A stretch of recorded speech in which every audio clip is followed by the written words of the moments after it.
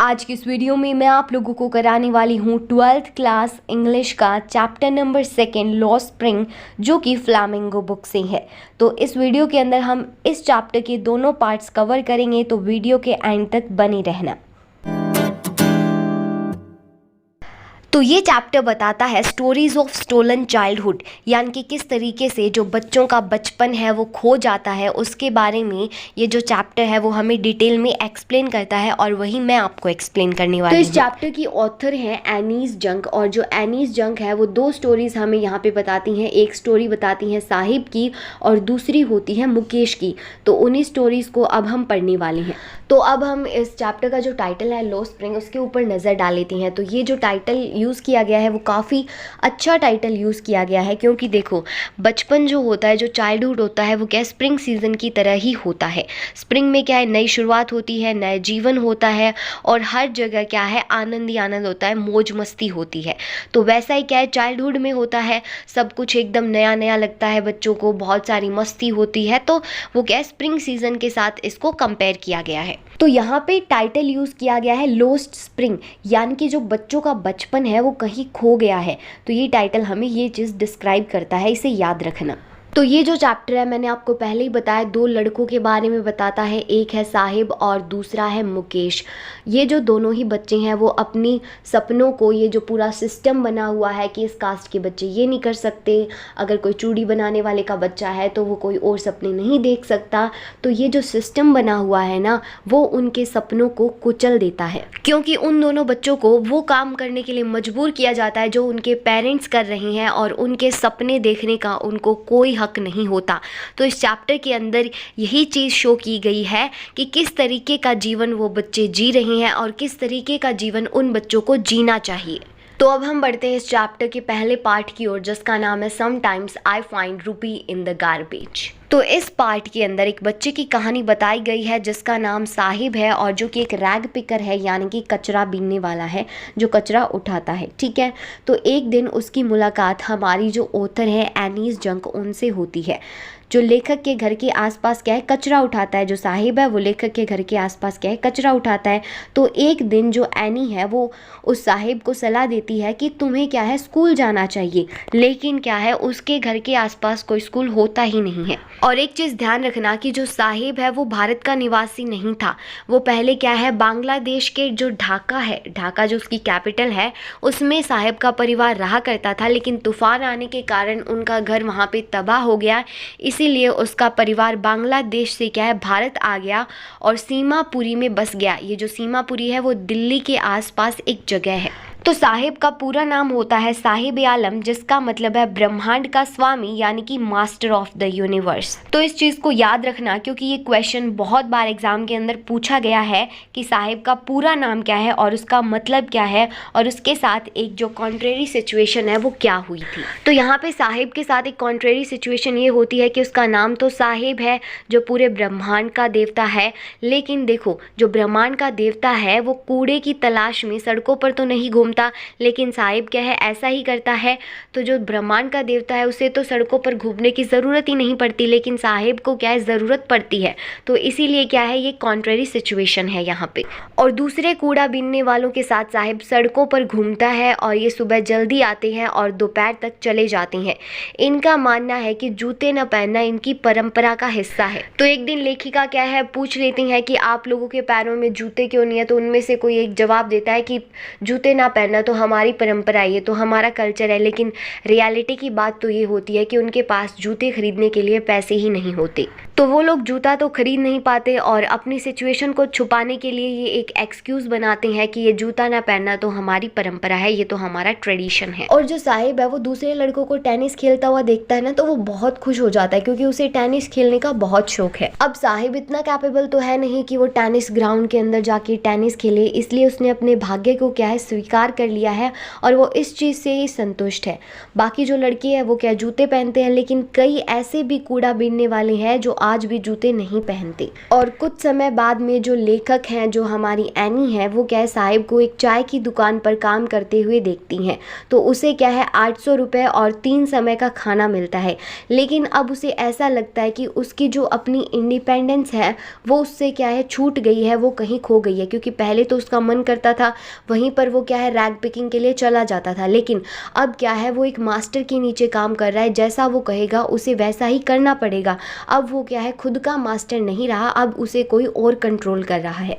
और साहिब ने अपने हाथ के अंदर एक स्टील की केटल उठा रखी है जिसके अंदर चाय है, और ये जो केटल है ना उसे अपने उस कचरा बीनने वाले बैग से भी बहुत ज़्यादा भारी लग रही है। तो देखो अब साहिब के साथ क्या हो रहा है कि पहले तो बचपन में कोई स्कूल नहीं था पास में तो वो पढ़ नहीं पाया, फिर टेनिस प्लेयर बनना था तो फैसिलिटी नहीं थी तो बन नहीं पाया, और बाद में उसको एक टी स्टॉल पे काम करना पड़ता है ना चाहते हुए भी, क्योंकि ज़िंदगी जीने के लिए काम तो करना ही पड़ेगा। लेकिन आप लोगों के पास तो स्कूल भी है, फैसिलिटी भी है, मोबाइल फ़ोन्स भी है जिससे आप पढ़कर अच्छे मार्क्स स्कोर कर सकते हो।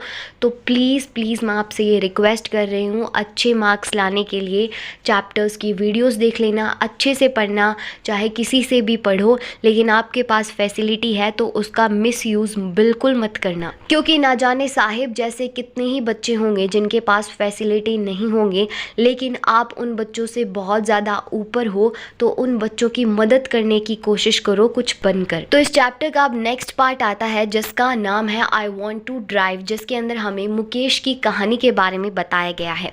तो मुकेश बिलोंग करता है चूड़ी बनाने वालों की फैमिली में से, यानी कि उसके परिवार में सारे क्या है चूड़ियाँ बनाते हैं। और जो फिरोज़ाबाद नाम की एक जगह है जो चूड़ियों के लिए फेमस है और उसी के अंदर मुकेश रहता है, तो ये बात ध्यान रखना। तो मुकेश फिरोज़ाबाद में चूड़ियाँ बनाता है, लेकिन उसका सपना है कि एक दिन वो कार मैकेनिक बने, यानी कि मोटर मैकेनिक आपकी बुक में नाम दिया गया होगा, जिसका मतलब है कि वो कार मैकेनिक बने। वो क्या है गाड़ी चलाना सीखना चाहता है और उसका परिवार क्या है पीढ़ियों से चूड़ियाँ ही बना रहा है। लेकिन मुकेश ने क्या है कुछ अलग सपना देखा है, उसमें हिम्मत है कि वो अपनी पीढ़ियों से हटकर एक अलग सपना देखे। तो मुकेश का परिवार फिरोज़ाबाद की बदबूदार गलियों में रहता है जहाँ कूड़े कचरे भरे पड़े हैं। उसके घर की जो दीवारें हैं वो ढह चुकी है और रहने लायक भी नहीं बची है। उसका जो घर है ना वो हवादार नहीं है, वेंटिलेशन का वहाँ पे कोई भी प्रबंध नहीं है और सीवेज का भी कोई सिस्टम नहीं है। वहाँ पे लोगों को जो अपना घर है वो जानवरों के साथ शेयर करना पड़ता है, उनके साथ बांटना पड़ता है। और मुकेश के परिवार में टोटल 5 सदस्य रहते हैं और जो मुकेश की भाभी है वो 3 पुरुषों पर प्रभारी हैं। एक तो उसकी मुकेश की भाभी का पति, मुकेश और उनके पिता। और जब भी मुकेश के पिता घर में आते हैं तो जो मुकेश की भाभी है वो अपना घूंघट ओढ़ लेती हैं। और जो मुकेश के पिता थे वो बहुत ही बूढ़े और कमज़ोर हो गए थे, क्योंकि उन्होंने क्या सारी उम्र अपनी चूड़ियाँ बनाई थी। और जो चूड़ियाँ बनाता है ना उसकी आंखें कमज़ोर हो जाती हैं, क्योंकि उसको क्या है एक पॉइंट पे फोकस करना होता है। और जब भी कोई एक पॉइंट पे फोकस करता है बहुत ही समय तक, तो उसकी जो आंखें हैं वो बहुत ज़्यादा कमज़ोर हो जाती है। और कई बार तो क्या है लोगों की आंखों की रोशनी भी चली जाती है, उनको आंखों से कुछ दिखाई भी नहीं देता। और मुकेश के पिता ने पूरी जिंदगी बहुत कड़ी मेहनत की थी और वो क्या अपने बच्चों को सिर्फ चूड़ियां बनाने की कला ही सिखा पाए थे। और उन्होंने घर तो बनाया था लेकिन उसकी मरम्मत नहीं करा सकी। और जो मुकेश की दादी थी वो कर्म वगैरह में ज़्यादा मानती थी। उनका मानना था कि ये जो चूड़ी बनाने का काम है उन्हें ईश्वर ने क्या है प्रदान किया है और इसे बदला नहीं जा सकता।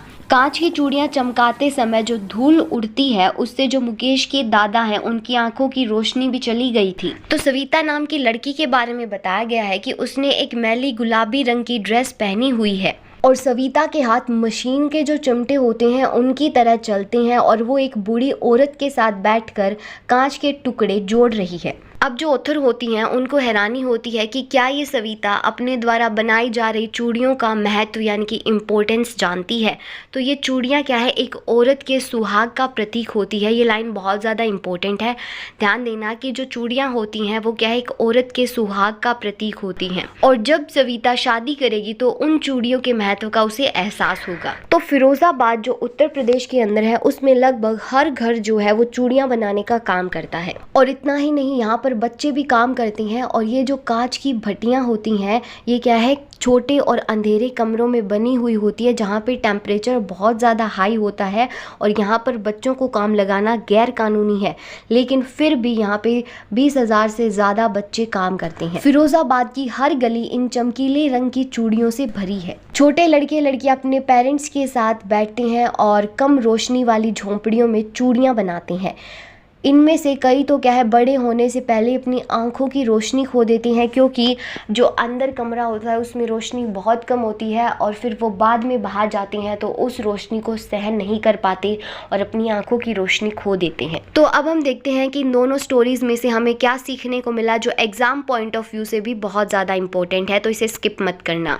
तो जो साहिब की कहानी है उसमें हम देखते हैं पैसे से ज़्यादा इम्पोर्टेंट होती है इंडिपेंडेंस, उसकी आज़ादी उसको पैसे से ज़्यादा प्यारी है, क्योंकि जब वो कूड़ा उठाता है तो वो खुश होता है, लेकिन उसे भले ही क्या है 800 रुपये में नौकरी और खाना दोनों मिल गए हैं, लेकिन उसकी जो स्वतंत्रता है, उसकी जो आज़ादी है अब वो ख़त्म हो चुकी है। दूसरी ओर जो मुकेश है वो अपनी सालों से चली आ रही पीढ़ी की जो परंपरा है उसको तोड़ने की हिम्मत रखता है और अपने सपने का पीछा करने का फैसला लेता है। उसकी आंखों में एक चिंगारी है और वो अपने सपनों के लिए जोखिम लेने को तैयार है। और लास्ट में जो लेखिका है वो अपने विचार भी रखती हैं इस सिचुएशन के ऊपर, और इस सिचुएशन के लिए वो अधिकारियों पर सवाल उठाती हैं और कहती हैं कि साहिब जैसे बच्चों को क्या है, ज़िंदगी भर झूठे वादे किए गए हैं, और वहीं फ़िरोज़ाबाद में अगर अधिकारी कार्रवाई करी जाए तो वो जो 20,000 बच्चे काम कर रहे हैं उन डिग्नी सेल्स के अंदर, तो वो वहाँ से क्या है छूट सकती हैं। तो ये था चैप्टर आपका द लो स्प्रिंग। इसकी एक्सप्लेनेशन कैसी लगी कमेंट करके ज़रूर बताना और इस वीडियो को लाइक ज़रूर कर देना। और हाँ, इस चैनल पे नए हो तो सब्सक्राइब किए बगैर मत जाना, क्योंकि आपके लिए बहुत सारा कंटेंट आने वाला है।